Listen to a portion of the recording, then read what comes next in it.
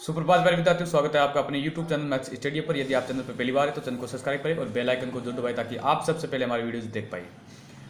आज की जो हमारी क्लास हो रही है इसमें थोड़ी सी वॉइस प्रॉब्लम है, तो आप थोड़ा सा कॉम्प्रोमाइज़ करेंगे। चीज़ें जो बताई है उनको अच्छे से नोट डाउन कर लीजिएगा और पेन कॉपी किताब लेके तैयार हो जाएगा, उसके साथ में पढ़ाई करना है। Thank you. आज की जो हमारी क्लास होगी वो कक्षा 10 के लिए 8वां अध्याय शुरू करेंगे हम। 8वें अध्याय का पहला पार्ट शुरू करने जा रहे हैं। पहला अध्याय कंप्लीट हो गया। 8वां जो अध्याय है उसका नाम क्या है? त्रिकोणमिति का परिचय। देखो, हम यहां पर एक गणित की नई शाखा का अध्ययन करेंगे। वैसे अध्ययन नहीं करेंगे, केवल उसका परिचय पढ़ेंगे। आपका 8वां अध्याय आप शायद पढ़ा भी होगा। तो वो जो 8वां अध्याय है त्रिकोणमिति का परिचय, वो किसके बारे में, उसमें हम क्या पढ़ने वाले हैं, इसकी शुरुआत करेंगे। तो पेन कॉपी किताब लेके तैयार हो जाइए, नोट्स बनाते रहिए। जो चीजें मैंने बोर्ड पर लिखी है उनको देखेंगे। देखो क्या है, पहले तो समझेंगे कि ये त्रिकोणमिति है क्या। परिचय का मतलब है कि किसी चीज के बारे में हम जाने कि वो चीज क्या है, वो वस्तु क्या है। तो यहां पर रखा है कि त्रिकोणमिति का परिचय, इसका मतलब है कि ये त्रिकोणमिति क्या है, त्रिकोणमिति आखिरकार है क्या। तो देखो, त्रिकोणमिति है एक ग्रीक शब्द है जिसका नाम है ट्रिगोनोमेट्री, ठीक है ना। वैसे त्रिकोणमिति को अंग्रेजी में ट्रिगोनोमेट्री कहते हैं। और ये जो ट्रिगोनोमेट्री जो शब्द है ये ग्रीक भाषा से लिया गया है। कहां से? ग्रीक भाषा से लिया गया है। और ट्रिगोनोमेट्री जो शब्द है वो 3 शब्दों से मिलकर बना है। देखो, इनके बारे में थोड़ा सा आपको नॉर्मली बता देता हूं। आपको पता होना चाहिए कि त्रिकोणमिति होती क्या है, इसका जो शब्द है वो कहां से लिया गया है, इनका अर्थ क्या होता है। तो यहां से हम शुरुआत कर रहे हैं। केवल एक ये जो क्लास होगी हमारी, ये केवल शुरुआत की होगी कि हम इसमें समझेंगे आखिरकार त्रिकोणमिति क्या है। त्रिकोणमिति का परिचय है वो अपना आप ही हमारे हो जाएगा जब ये पढ़ लेंगे कि त्रिकोणमिति है क्या। ट्रिगोनोमेट्री जो शब्द है वो 3 शब्दों से बना हुआ है। ट्री, गोनो और मेट्रोन। ट्री का मतलब होता है 3, गोनो का मतलब होता है भुजा और मेट्रोन का मतलब होता है माप, यानी 3 भुजाओं की माप। इसका एग्जैक्ट जो माप, जो शब्द का जो अर्थ होता है वो क्या है? 3 भुजाओं की माप, ठीक है। तो एक्चुअल में त्रिकोणमिति है वो ट्रिगोनोमेट्री शब्द जो अंग्रेजी का है उससे हिंदी अनुवाद किया गया है इसका। और ट्रिगोनोमेट्री जो शब्द है ये अपने ग्रीक भाषा से लिया गया है, जिसमें 3 शब्दों को मिलाकर और इस शब्द को बनाया गया। अब आखिरकार त्रिकोणमिति क्या है? देखो, मैंने यहां लिखा, आप नोट्स में लिखेंगे अपने में कि त्रिकोणमिति में एक त्रिभुज की भुजाओं और कोणों के बीच के संबंधों का अध्ययन किया जाता है। त्रिकोणमिति एक गणित की शाखा है। त्रिकोणमिति एक गणित की शाखा है जिसमें एक त्रिभुज की भुजाओं और कोणों के बीच के संबंधों का अध्ययन किया जाता है कि भुजा और कोण के बीच में क्या संबंध होता है। किसमें? त्रिभुज में। त्रिभुज की भुजाओं और कोणों के बीच में क्या संबंध होता है, इनका अध्ययन करने के लिए गणित की एक शाखा है, उसी का नाम क्या है? त्रिकोणमिति है। तो शायद आप समझ गए होंगे कि त्रिकोणमिति क्या है। आपके लिए त्रिकोणमिति का परिचय करवाना इतना ही पर्याप्त है। इसके बारे में आप जो आगे की बातें पढ़ोगे वो उच्च कक्षा में पढ़ोगे, और भी बहुत सारी चीजें। इसका उपयोग कहां होता है? वैसे इसका उपयोग है वो हम आगे वाली क्लास जो होगी उसमें पढ़ेंगे, जिसमें हम पढ़ेंगे त्रिकोणमितीय अनुपातों का अनुप्रयोग है। 9वां जो अध्याय है उसमें पढ़ेंगे, ठीक है। तो त्रिकोणमितीय अनुपात है उसका उपयोग क्या होता है कि ये जो त्रिकोणमिति है इसका उपयोग कहां करेंगे हम? त्रिभुजों की भुजाओं और कोणों के बीच में हम संबंध क्यों कर रहे हैं, आखिर क्या जरूरत है इनकी। तो यहां पर लिखा है कि पहला उपयोग तो है इसका खगोलीय दूरियां मापने में। त्रिकोणमिति का अध्ययन खगोलीय दूरियां मापने में किया जाता है। जैसे आपने पढ़ा होगा कि पृथ्वी से सूर्य की दूरी, पृथ्वी से चंद्रमा की दूरी, ठीक है। तो ये चीजें हैं वो कैसे ज्ञात की जाती है? त्रिकोणमिति के द्वारा ज्ञात की जाती है। एक सबसे इंपॉर्टेंट है ये आपके लिए, सबसे इंपॉर्टेंट क्या कि इंजीनियरिंग व भौतिक विज्ञान, इंजीनियरिंग जो अपना डिपार्टमेंट है और भौतिक विज्ञान फिजिक्स जो है उसमें प्रयुक्त अधिकांश प्रौद्योगिकी उन्नत विधियां, इसमें बहुत सारी विधियां हैं। हमारी जो दैनिक जो जीवन है, हमारा जो दैनिक जीवन है वो ज्यादातर इन्हीं चीजों पर टिका हुआ है, इंजीनियरिंग और भौतिक विज्ञान। इनका बहुत बड़ा अहम है। तो इनमें जो विभिन्न विधियां हैं प्रौद्योगिकी की, कल कारखानों की उन्नत विधियां हैं, वो सारी की सारी किन पर आधारित है? त्रिकोणमिति की जो संकल्पना है उन पर आधारित है। तो ये इनका उपयोग हो गया। इनको आप थोड़ा सा नोट डाउन कर लीजिएगा ताकि हम आगे बढ़ सके, और इनको आप रेगुलरली थोड़ा सा पढ़ते रहे, ठीक है। अब देखो, यहां पर त्रिकोणमिति का परिचय करवा दिया लगभग मैंने आपको। अब इसमें हम अध्ययन किसका करेंगे थोड़ा सा। वैसे आपका ये जो चैप्टर है वो केवल त्रिकोणमिति का परिचय है, ज्यादा कुछ अध्ययन करने वाली बात नहीं, केवल परिचय करवा रहा हूं मैं आपको। तो त्रिकोणमिति देखो, अभी अभी हमने पढ़ा है कि त्रिभुज की भुजाओं और कोणों के बीच का जो संबंध है उसमें उसका इस शाखा में हम अध्ययन करते हैं। तो त्रिकोणमिति का जो परिचय है इसमें आपको कुछ नए शब्द आ रहे हैं, उनके बारे में आपको परिचय करवा दूं। यहां पर आपने पढ़ा भी होगा, एक शब्द आता है यहां पर साइन, एक आता कोस, एक आता टेन, एक आता कोसेक, और एक आता है सेक, और एक आता है कोट। इन शब्दों के बारे में आपने सुना होगा, नहीं सुना है तो आज सुन लीजिए। ये क्या है देखो, इनको बताने से पहले मैं कुछ चीजें आपसे और पूछना चाहूंगा। क्या कि जैसे मान लो मैं लिखता हूं 0 लेस देन, 0 छोटा है। ये जो मैंने गणित का वाक्य लिखा है इसका अर्थ बता सकते हैं क्या? या फिर मैं एक चिन्ह लगाता हूं जैसे ये, क्या इसका कोई अर्थ है? मैं कहता हूं 5 बराबर, क्या इस अकेले का कोई अर्थ है? मेरे कहने का अर्थ यह है कि जो मैंने यहां पर 3 साइन लिखे हैं या 3 गणित के वाक्य लिखे हैं, इनका कोई अर्थ बता सकता है? अभी तक इनका कोई अर्थ नहीं है, अभी तक इनका कोई अर्थ नहीं है। देखो मैं आपको बेस बना रहा हूं, त्रिकोणमिति का बेस हम कैसे समझेंगे, जो लोगों को हार्ड लग रही है उसको हम आसान बनाते जा रहे हैं। यदि मान लो कि मैं इसके बराबर x लिख दूं,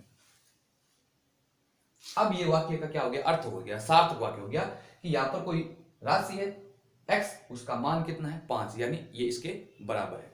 या कुछ भी हो सकता है, जैसे मैं लिख दूं यहां पर x माइनस p लिख दूं कि x में से जब p को घटाओगे ना तो उत्तर कितना आएगा? 5 आएगा। अब ये सार्थक वाक्य हो गया है। समझ में आ रही बात आपको? ऐसे ही मैं इसमें लिख दूं, अब ये पूरा वाक्य सार्थक हो गया, यानी इसका कोई ना कोई अर्थ हो गया कि 0 है 5 से छोटा है। लेकिन अब इसका कोई अर्थ नहीं है, अब इसका कोई अर्थ नहीं है। 0 छोटा है, 0 छोटा का मतलब क्या है? कोई अपने आप में कैसे छोटा हो सकता है, कोई अपने आप में कैसे बड़ा हो सकता है? बात को समझ रहे हो तुम? तो 0 छोटा है, अभी तक ये अर्थहीन वाक्य, इसका कोई अर्थ नहीं है। तो यहां पर अगर मैं मान लो कि x भी लगा दूं, इसका मतलब अब ये सार्थक वाक्य हो गया है कि 0 है वो x से छोटा है। इसी प्रकार ये केवल मैंने ये चीज लगा दी, इसका कोई अर्थ नहीं है। अगर मैं ये कर दूं, इसके दोनों और 2 संख्या लिख दी, अब ये क्या हो गया? सार्थक चिन्ह हो गया। ये जो साइन लगाया मैंने, ये एक सार्थक चिन्ह हो गया, अन्यथा इसका अकेले का कोई अर्थ नहीं होता है। समझ गए? तो जिस प्रकार ये जो साइन लगाए हैं मैंने, ये जो चिन्ह लगाए हैं, ये अपने आप में तब तक अधूरे रहते हैं या उनका कोई अर्थ नहीं होता है जब तक उनका जो कंसेप्ट है या जो उनकी संकल्पना है उसके अकॉर्डिंग उनके आसपास है वो चर या अचरों का मान नहीं आता, तब तक ये क्या है? अर्थहीन होते हैं, इनका कोई अर्थ नहीं होता है, जैसे अभी मैंने आपको बताया। ठीक है, अब आगे देखेंगे क्या है त्रिकोणमिति, जिसके अंदर 6 शब्द दे रखे हैं। ठीक है, अब इन 6 शब्दों में क्या करना है आपको? साइन ए, कोस ए, टेन, कोसेक, सेक और कोट दे रखे। इनका अकेले का कोई अर्थ नहीं है। आप सोच रहे हो कि यहां पर कुछ मीनिंग लिखे हुए हैं, इन मीनिंगों का भी अर्थ होता है, तो आप गलत सोच रहे हैं। इनका कोई एक्चुअल में अर्थ नहीं होता है। समझ गए? अब मान लो कि मैं यहां पर अगर इसके आगे कोई संख्या लिख दूं, तो अब इसका कोई ना कोई अर्थ हो गया है, ये एक सार्थक क्रम हो गया, एक सार्थक पद हो गया है। समझ गए आप?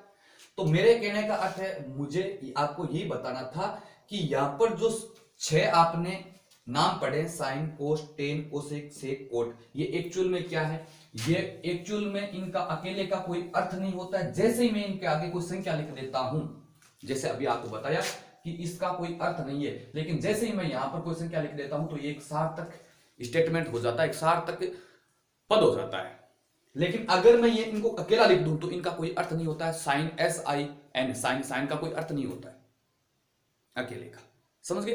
तो यहां पर ये 6 शब्द दिए गए, इन 6 शब्दों के सारे हम क्या करेंगे? त्रिकोणमिति के अंदर एक त्रिभुज की भुजाओं और कोणों के बीच में संबंध का अध्ययन करेंगे। तो शायद मैंने आपको बता दिया कि त्रिकोणमिति एक्चुअल में क्या है। अब देखो ये संबंध होता क्या है, एक बार ये जो शब्द है 6, इनको थोड़ा माइंड में रखना। ये संबंध होता क्या है? यहां पर केवल हम समकोण त्रिभुज के बारे में पढ़ेंगे, कौन से त्रिभुज के बारे में पढ़ेंगे? समकोण त्रिभुज के बारे में। कुछ कक्षाओं में आज सभी त्रिकोणमितीय अनुपातों को सभी त्रिभुजों के लिए पढ़ेंगे। यहां पर हम केवल समकोण त्रिभुज के बारे में ही अध्ययन करेंगे। समझ में आ गई बात आपको?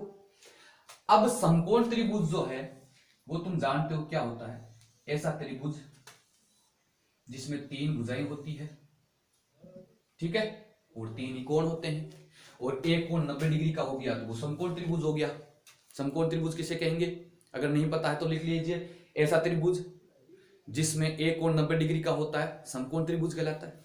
और समकोण त्रिभुज जैसे मैंने इसको मान लिया ए बी सी, इसके शीर्षों का नाम दे दिया। 3 भुजाएं, एक तो ए बी सी और ए सी। अब देखो इस तीन भुजा वाला जो आकृति है जिसमें 3 कोण है, इसमें ये तो 3 भुजाएं, इनके अलग अलग नाम है। कौन से नाम है? जो 90 डिग्री के सामने की कोण, 90 डिग्री का जो कोण है इसके सामने की जो भुजा होती है इसका नाम होता है कर्ण। क्या होता है? कर्ण होता है। मैं एक बेसिक आपका जो कंसेप्ट है वो क्लियर करवा रहा हूं अभी तक, तो आप इसको समझते जाइए। उसके बाद में हम प्रश्नावली करेंगे तो प्रश्नावली तो एकदम से आसानी से हो जाएगी। अगर हम 8.1 करेंगे तो वो तो एकदम से आसान हो जाएगी। ये अगर चीजें समझ में आ गई तो 8.1 कुछ भी नहीं है, ठीक है। तो पहले पाठ को पढ़ते हैं, कर्ण। अब देखो एक तो कोण ये हो गया और 2 कोण ये हो गए, कोण ए और कोण सी। अब मान लो कि मैं इन्हीं दोनों कोणों में से किसी एक को मुख्य कोण मान लूं, ये तो समकोण हो गया, और इनमें में से किसी को मुख्य कोण मान लूं, और ये जो कोण ए है इसको मैंने मान लिया थीटा। अब बहुत सारे बच्चे इस थीटा सबसे डर रहे हैं कि ये सर थीटा क्या है।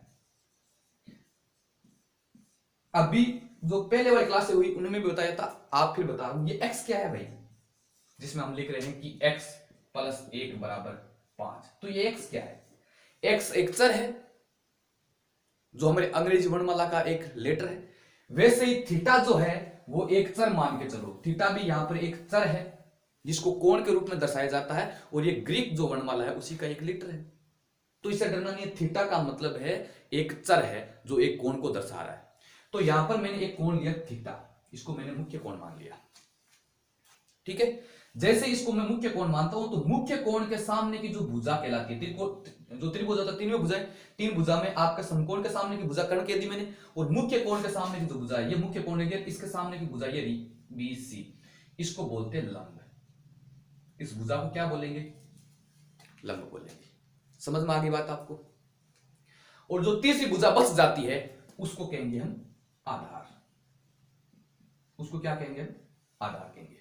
ज्यादातर बच्चे क्या सोचते हैं, या उनको पढ़ाया इसी तरीके से गया है, मतलब उसके आपका लेवल वही था, अब आप 10th क्लास में होंगे तो आपका लेवल चेंज हो गया। थोड़ा सा ध्यान देंगे कि ये भुजा हमेशा आधार नहीं होती है।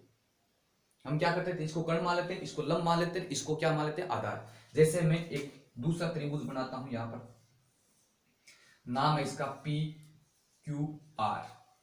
ये 90 डिग्री का हो गया तो ये भुजा कर्ण होगी, 90 के सामने की भुजा कर्ण। ये छोटी छोटी चीजें, ये मत सोचना कि मुझे पता है, इनको चीजों को नोट करते जाना।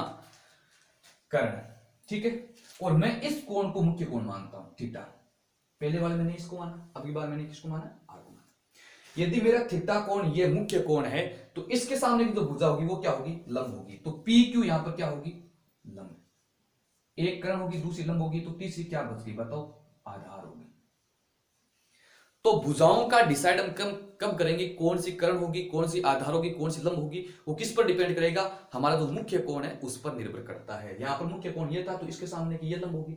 मतलब कुछ भी नहीं करना, मैं आपको जो आपके दिमाग में एक कंसेप्ट भरा पड़ा है क्या कि त्रिभुज को घुमाने पर ये चेंज हो जाते हैं, तो त्रिभुज को घुमाने पर कोई फर्क नहीं पड़ता। इसको आप ऐसे घुमा के कर दो, मुख्य कोण के सामने की भुजा हमेशा क्या होगी? लंब होगी। बच्चे क्या करते हैं, अगर इसको ऐसे घुमाएंगे ना तो ये त्रिभुज कुछ इस तरीके से बन जाएगा। इसी को बना रहा हूं मैं, जिसमें ये ए हो गया, ये बी इधर आ गया, ये सी इधर आ गया। अब यहां पर क्या करेंगे, देखो बी के सामने ये तो कर्ण है, ये कौन सी? एसी। तो यहां पर भी ऐसी कर्ण आ रही है, लेकिन इसको आधार कहेंगे। इसको क्या कहेंगे? आधार। जबकि मेरा मुख्य कोण तो ए वाला था, थीटा। इसको क्या कहेंगे? आधार। कि इस भुजा पर त्रिभुज बना हुआ है तो ये आधार हो गया। ये आपके छोटे क्लासों की चीजें थी जो आपको त्रिभुज को समझाने के लिए बताई गई थी कि भाई ये अपनी भुजा है, ये आधार है, और इस पर कोई त्रिभुज खड़ा है तो ये आधार कहलाती है। एक्चुअल में यहां पर अपना वो जो कंसेप्ट था उसको डिलीट करके और वहां पर एक नया कंसेप्ट डाल दीजिए, क्या कि जो मुख्य कोण होता है उसके सामने की भुजा हमेशा ही क्या कहलाती है, लंब कहलाती है। उसका नीचे ऊपर या साइड में होने से कोई फर्क नहीं पड़ता है। समझ में आ गई बात आपको? तो ये आपको क्या बता दिया मैंने, त्रिभुज की तीनों भुजाओं के बारे में बता दिया। कौन से त्रिभुज की? समकोण त्रिभुज का ही अध्ययन कर रहे हैं, तो केवल समकोण त्रिभुज के बारे में ही आपको मैं बता रहा हूं। ठीक है, चलो अब देखो, ये त्रिकोणमितीय जो शब्द लिखे हैं इनको बोलते त्रिकोणमितीय अनुपात। अब ये अनुपात है नहीं, ये तो केवल शब्द है और इसका कोई अर्थ नहीं होता है। ठीक है, तो इनको सार्थक करने के लिए क्या करना पड़ेगा? देखो, जैसे पहला शब्द है अपना साइन, साइन, ठीक है, और ये जो शब्द है इसके आगे जैसे मैं किसी कोण का मान रख देता हूं, कोण का मान X Y Z, 0 degree, 1 degree, 5 degree, 10 degree, 25 degree, 30 degree, 90 degree, 100 degree, 150 degree, कितना भी, अगर मैं ये जो शब्द है साइन, इसके आगे किसी भी संख्या को लिख दूं जो किसी कोण को दर्शाती है, वो संख्या किसको दर्शाती है? किसी कोण को दर्शाती है। कोण का मतलब है कि वो कोण 0 डिग्री हो सकता है, वो कोण 1 डिग्री हो सकता है, वो 5 हो सकता है, वो 25 डिग्री हो सकता है, वो 30 डिग्री हो सकता है, वो 60 डिग्री हो सकता है, वो 90 डिग्री हो सकता है, वो 45 डिग्री हो सकता है। तो जैसे ही मैं इसके सामने किसी कोण का मान रखूंगा तो ये पूरा जो पद बनेगा, जैसे मैं यहां पर लिख देता हूं थीटा, और थीटा मेरा कोण था, यहां पर इस त्रिभुज में थीटा कोई कितने डिग्री का कोण होगा ना, तो यहां पर मैंने क्या कर दिया, साइन थीटा। अब ये एक सार्थक पद बन गया, ये एक सार्थक पद बन गया। समझ में आ गई बात? आगे भी धीरे धीरे इन चीजों के बारे में, देखो एक बार बताने से समझ में नहीं आ गई, आगे और फिर इनके बारे में और कंसेप्ट बताता जाऊंगा तो आपको समझ में आ जाएगा। साइन थीटा, अब ये एक सार्थक पद बन गया और इसका मान होता कितना है? ये तो अपने जो त्रिभुज था उसका कोण है, ठीक है। अब इसका मान होता क्या है? तो साइन थीटा ये एक सार्थक पद हो गया जिसका मान होता है लंब बटा कर्ण। ये आप लोगों को याद रख लेना, लंब बटा कर्ण, यानी साइन थीटा बराबर क्या होता है? लंब बटा कर्ण। पहला कंसेप्ट क्लियर हो गया, इनको नोट कर ले। एक बार नोट नहीं करना, पहले समझते जाओ। मैं आपको मतलब पूरा स्क्रीन जब भर जाएगा तो उसके बाद में या तो स्क्रीनशॉट ले लेना या फिर आप नोट डाउन कर लेना वीडियो को रोक के। इसी प्रकार दूसरा जो कंसेप्ट है वो क्या है हमारा, दूसरी जो संक्रिया है वो क्या है? कोस, जिसका अकेले का कोई अर्थ नहीं होता है। और जैसे ही मैं इसके आगे कोई कोण लिख देता हूं, वो कोण एक्स वाई जेड कुछ भी हो सकता है, जैसे मैंने यहां पर थीटा माना, X Y Z A B C कुछ भी हो सकता है, लेकिन है ये किसी कोण का मान, डिग्री में है, ये कोण का मान है, या रेडियन में हो सकता है, पाई में हो सकता है, जो आपके यहाँ पर नहीं है 10th क्लास में, उसके बारे में आप आगे की कक्षाओं में अध्ययन करेंगे कि रेडियन, कोण को रेडियन में भी मापते हैं। तो कोस थीटा बराबर, अब कोस थीटा ये एक सार्थक पद हो गया, केवल कोस कोई सार्थक पद नहीं है। जैसे ही मैंने यहां पर क्या लिखा, कोस थीटा, तो ये एक सार्थक पद हो गया। और इस सार्थक पद का जो मान होता है इस त्रिभुज से क्या लेंगे आप? आधार बटा कर्ण, आधार बटा कर्ण, ठीक है। इसी प्रकार एक शब्द और लिखा है मैंने टेन, जिसका कोई अर्थ नहीं है, और जैसे ही मैं इसके सामने कोई कोण लिख देता हूं तो ये एक सार्थक पद हो गया। क्या हो गया? सार्थक पद हो गया। और इस सार्थक पद का जो मान होता है वो होता है लंब बटा आधार। क्या होता है? लंब बटा आधार।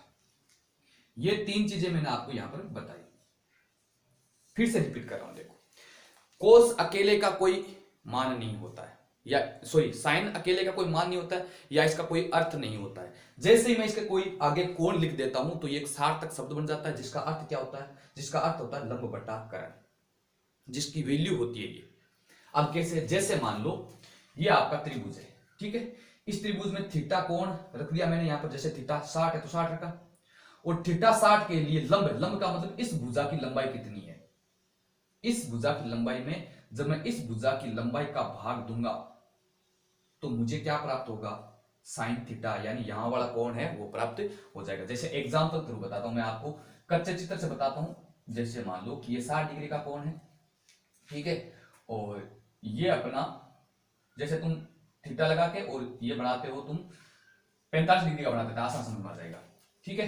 मान लिया ये एक है और ये भी एक है, तो समकोण त्रिभुज हो गया। तो ये भुजा एक, ये भुजा एक, तो कर्ण क्या होता है? कर्ण का स्क्वायर बराबर लंब का स्क्वायर प्लस आधार का स्क्वायर होता है। तो ये तो निकालोगे तो ये कितनी आएगी? √2 आएगी। ये त्रिभुज है, इसके थ्रू में एक ही कंसेप्ट को समझाऊंगा, बाकी आपको समझ में आ जाएंगे। अब देखो साइन का कोई अर्थ नहीं होता, लेकिन साइन के आगे जब मैं 45 लिख देता हूं तो इसको क्या पढ़ेंगे, साइन 45 डिग्री बराबर। और साइन का अभी भी मैंने मान क्या बताया, लंब बटा कर्ण होता है, तो लंब बटा कर्ण। अब लंब यहां पर सीधा मारे तो लंब इतना कितना है, लंब की लंबाई कितनी थी 1, तो 1 बटा कर्ण कितना था √2। तो साइन 45 का मान कितना आएगा 1 बटा √2। ये एक सार्थक पद हो गया, साइन 45 एक सार्थक पद हो गया, जिसका अर्थ है 1 बटा √2। यही मुझे समझाना था, समझ में आया क्या। इसी प्रकार आगे वाले भी कोस थीटा, मतलब यहां पर कुछ मान रखूंगा मैं, आधार में कर्ण का भाग दूंगा तो कोस थीटा का मान आ जाएगा। इसी प्रकार टेन थीटा, मैं जब थीटा का मान यहां पर रखूंगा तो उसका मान किसके बराबर हो गया, लंब में मैं आधार का भाग दूंगा। समझ में आगे की बात आपको। तो ये आपको 3 त्रिकोणमितीय जो अनुपात है इनको बोलते हैं। अब ये पूरा जो स्टेटमेंट लिखा है ये एक पूरा त्रिकोणमितीय अनुपात है। साइन थीटा क्या है, एक अनुपात है, किनका, भुजाओं का। किसकी, भुजाओं का, लंब और कर्ण का। बटा का मतलब अनुपात।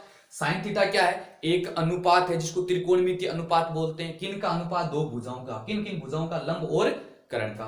कोस थीटा क्या है, एक त्रिकोणमितीय अनुपात है। किन का, भुजाओं का। किन की भुजाओं का, त्रिभुज की।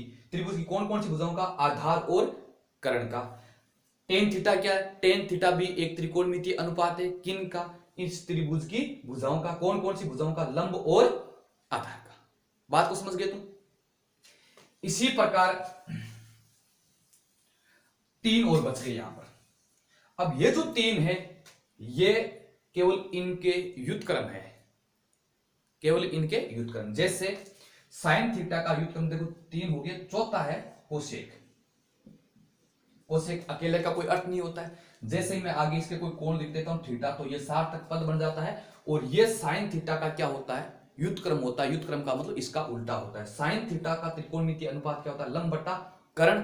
तो कोसेक थीटा इसका उल्टा होता है, क्या हो जाता है, कर्ण बटा लंब। कर्ण बटा लंब। समझ में आ गई।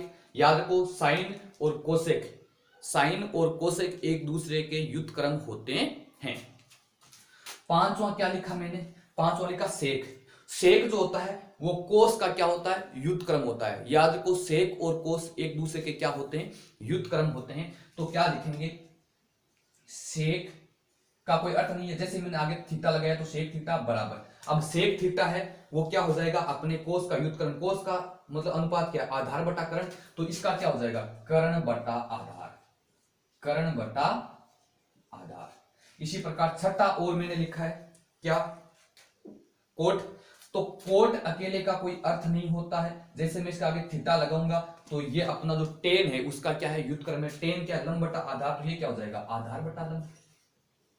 आधार बटा लंब। इस प्रकार ये 6 त्रिकोणमितीय अनुपात है जिसके बारे में हम इसी अध्याय में शुरू करेंगे। तो मैंने आपको बताया कि ये त्रिकोणमितीय अनुपात है क्या, किस प्रकार इनको काम में लेना, शायद आपको समझ में आया होगा। तो एक्चुअल में यही जो 6 पद लिखे होते हैं निर्थक पद है जिनका कोई अर्थ नहीं होता है। जैसे ही इनके साथ में हम कुछ संक्रिया लगाएंगे तो ये क्या हो जाएंगे, सार्थक हो जाएंगे। और सार्थक के बारे में मैंने आपको लिखा दिया, तो ये आप इतना नोट डाउन कर लीजिएगा। साइन थीटा का मान कितना होता है, कोस थीटा का मान कितना होता है, टेन का कितना होता है। बाकी 3 है इनके अपोजिट है। बस इतना याद रखना है कि साइन और कोसेक एक दूसरे के व्युत्क्रम होते हैं, कोस और सेक एक दूसरे के व्युत्क्रम होते हैं, टेन और कोट एक दूसरे के व्युत्क्रम होते हैं। समझ में आ गई बात आपको। तो ये चीज आप नोट डाउन कर लीजिएगा। थोड़ा सा कंसेप्ट और बताता हूं, ज्यादा लंबी क्लास नहीं लेंगे। एक चीज और बता देता हूं, फिर हम कल वाली क्लास है, एक आज के हमारे जो बेसिक इंफॉर्मेशन के बारे में क्लास हुई, कल की जो क्लास होगी उसके बारे में हम अच्छे से 8.1 को पढ़ेंगे। ठीक है, शायद आपने इसको नोट कर लिया होगा, मैं इसको मिटा भी देता हूं। ठीक है, चलो अब देखो, अभी अभी मैंने आपको क्या बताया। जैसे मैं लिखता हूं साइन ए। अब इसका मतलब है कि साइन कोण का मान ए है। यहां पर ए लिख दूं, एक्स लिख दूं, थीटा लिख दूं, पी लिख दूं, फाई लिख दूं, कुछ भी लिख दूं, कोई फर्क नहीं पड़ता। समझ गए। जैसे मैंने लिखा साइन ए या साइन थीटा लिख दो, तो साइन ए होता है, ये सार्थक पद है। और ये किसका व्युत्क्रम होता है, साइन थीटा कब मिलेगा, लंब बटा कर्ण से। ठीक है। और अभी अभी बताया मैंने कि क्या, कर्ण बटा लंब जो होता है, आप जहां पर नोट किया वहां पर देखो मैंने कोसेक का लिखा है, ये कोसेक ए के बराबर होता है। वही बात, साइन ए और कोसेक ए एक दूसरे के क्या होते हैं, व्युत्क्रम होते हैं। तो मैं क्या लिख सकता हूं, लंब बटा कर्ण। इसको उल्टा लिखूंगा, तो क्या हो जाएगा 1 बटा कोसेक ए। साइन ए बराबर क्या होता है 1 बटा कोसेक ए। यहां पर फिर एक बहुत छोटी चीज है जिसके पर ध्यान देने की आवश्यकता है, जहां पर बच्चे गलती करते हैं क्या कि यदि आपने यहां लिखा साइन ए बराबर, तो इसके बटा में व्युत्क्रम किसका होगा कोसेक ए का होगा। यह नहीं होगा कि आप साइन ए लिख देंगे यहां पर कोसेक थीटा लिख दिया, ये गलत है। समझ में आ गई ना। यानी इनका कोण क्या होना चाहिए बराबर, जब तुम इनको व्युत्क्रम करते हो। तो ये साइन ए है तो इसका व्युत्क्रम देखो, साइन ए का व्युत्क्रम कोसेक ए होगा, न कि कोसेक थीटा या कोसेक एक्स। तो मेरे कहने का अर्थ है कि जो कोण आपका साइन का है वही कोण किसका होना चाहिए कोसेक का होना चाहिए। दूसरा लिखा है था मैंने आपको कोस ए, और कोस ए किसका व्युत्क्रम होता है सेक का व्युत्क्रम, सेक ए। यहां पर भी ए, यहां पर भी ए। यदि तुम यहां थीटा करते हो तो यहां भी थीटा कर दो, कोई फर्क नहीं पड़ता है। ये दो रट्टा लगाने की आवश्यकता नहीं है, बस इतना याद रखो कोस और सेक एक दूसरे के क्या होते हैं व्युत्क्रम होते हैं। अलग अलग तरीके से लिखा लेता हूं मैं, जैसे मैं लिखता हूं टेन पी, तो इसका व्युत्क्रम क्या होता है 1 बटा कोट पी। ये अलग अलग क्यों लिख रहा हूं मैं आपको समझाने के लिए लिख रहा हूं। बच्चे रट्टा लगाते हैं कि ये सर थीटा क्या है, इससे डर जाते हैं कि ये थीटा क्या है। ज्यादातर बच्चे यही है कि थीटा क्या है सर, इससे डर जाते हैं। तो ये अलग अलग इसलिए लिख रहा हूं ताकि आपको कंसेप्ट समझ में आए। अब बताओ साइन ए बराबर 1 बटा कोस 1 है, तो इसको मैं क्या लिख सकता हूं कि कोसेक ए बराबर क्या लिख सकता हूं मैं 1 बटा साइन ए लिख सकता हूं। ये एक दूसरे के क्या है व्युत्क्रम। व्युत्क्रम को कैसे दर्शाते हैं, जैसे x का y व्युत्क्रम है तो क्या करेंगे x बराबर 1 बटा y तो लिखते हैं जब x और y एक दूसरे के क्या होते हैं व्युत्क्रम होते हैं। जब बराबर होते हैं तो सीधा लिख देते हैं x बराबर y। तो व्युत्क्रम का मतलब होता है कि अगला वाला जो स्टेटमेंट है उसको हम a के नीचे लिख देंगे। तो कोसेक a बराबर 1 बटा साइन ए। ये दोनों कोण समान होने चाहिए। ऐसे ही मैंने क्या लिखा है सेक थीटा है, इसको क्या लिख सकता हूं 1 बटा कोस थीटा लिख सकता हूं। यहां पर कोट की जगह में x लिख देता हूं, कोई फर्क नहीं पड़ता है। तो यहां पर क्या आ जाएगा 1 बटा टेन एक्स। यहां पर देखो तुम सोच रहे हो p लिखा है, देखो ये अलग पद लिखा है मैंने और ये अलग पद है। समझ में आ गई क्या, ये अलग चीज है ये अलग चीज है। देखो अगर कोणों का मान को लिया जाए तो अलग है, वैसे ये चीज एक है कि टेन और कोट एक दूसरे के व्युत्क्रम है और यहां पर कोट टेन का व्युत्क्रम है, एक ही तो बात है। लेकिन देखो यहां पर जब मैंने p किया है तो यहां पर p किया है, लेकिन जरूरी नहीं है कि यहां पर p है तो इसी में तुम p लिखो, इसमें x लिख दो। लेकिन यह जरूरी है कि यहां पर x लिखते हो तो इस कोण टेन का जो कोण है वो भी क्या होगा x होगा। समझ में आ गई। तो ये 6 सूत्र है वो आप फिर से नोट डाउन कर लीजिएगा और इनको एक बार रिवाइज करके 2-3 बार रिवाइज करके इनको अच्छे से समझ लेंगे। ये एक बार समझ में आ जाएंगे उसके बाद में हम अगली क्लास है वो 8.1 पर चलेंगे। तो 8.1 जब भी करेंगे तो मेरी रिक्वेस्ट रहेगी आपसे कि ये चीजें हैं वो आपको याद हो। और उससे पहले बस और कुछ नहीं है, बस 8.1 से पहले का जो मटेरियल था मैंने आपको समझा दिया कि 8.1 में आपको क्या समझना है। और 8.2 जब पढ़ेंगे तो उससे पहले और मैं आपको बहुत सारी चीजें बताऊंगा, उसके बाद में हम 8.2 पर चलेंगे ताकि हमारा जो एक्सरसाइज है वो हमें अच्छे से समझ में आ जाए। ठीक है, तो ये आप नोट डाउन कर लीजिएगा कितनी चीजें। नंबर 1, साइन का कोई अर्थ नहीं होता, साइन के आगे कोण लगाने पर उसका अर्थ हो जाता है क्या होता है लंब बटा कर्ण, याद रखना है। कोस का कोई अर्थ नहीं होता, कोस के आगे थीटा लगाएंगे यानी कोई भी कोण लगा देंगे कोस थीटा तो इसका एक अर्थ बन जाता है जिसको हम पढ़े थे आधार बटा कर्ण। इसी प्रकार टेन थीटा किसके बराबर होता है लंब बटा आधार के बराबर। और बाकी जो होते हैं 3 कोसेक सेक और कोट, ये जो 3 मैंने बताए साइन कोस और टेन के क्रम से व्युत्क्रम होते हैं। तो वो व्युत्क्रम मैंने यहाँ पर लिख दिए हैं। तो ये चीजें आपको 6 सूत्र तो वो कौन से जो पीछे मैंने आपको लिखाए हैं, साइन थीटा बराबर क्या होता है, कोस थीटा बराबर क्या होता है, टेन थीटा बराबर क्या होता है, कोट थीटा बराबर क्या होता है, कोसेक थीटा बराबर क्या होता है और सेक थीटा बराबर क्या होता है, उनके बारे में पीछे जो अभी हमारी जो पिछली स्लाइड थी वहां पर आपने नोट भी किया होगा। और इस स्लाइड में आप क्या करेंगे इन 6 को आप और याद कर लेंगे। इनमें याद करने वाली कोई बात नहीं, सीधा कंसेप्ट है। देखो बताता हूं, रटने की कोई आवश्यकता नहीं। साइन का व्युत्क्रम कोसेक होता है, कोस का व्युत्क्रम सेक होता है और टेन का व्युत्क्रम कोट होता है, बस इतना रट लो। अब आपको कह दिया कि साइन ए का व्युत्क्रम बताओ, तो साइन ए का व्युत्क्रम क्या होता है कोसेक होता है, और साइन ए का पूछा है तो कोसेक ए लगा दो, साइन थीटा का पूछे तो कोसेक थीटा लगा दो, साइन आपको पी का पूछे तो कोसेक पी लगा दो।